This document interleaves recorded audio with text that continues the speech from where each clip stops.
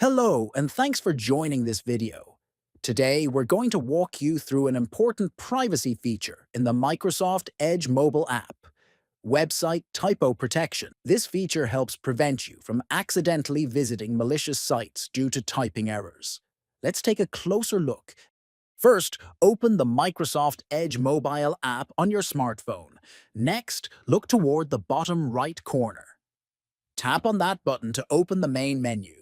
Then, from the list that appears, tap on Settings. After that, scroll down and find the section labeled Privacy and Security.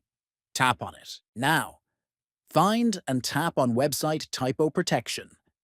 Finally, toggle the switch to turn on Website Typo Protection. Enabling this simple setting can make a big difference in your online safety.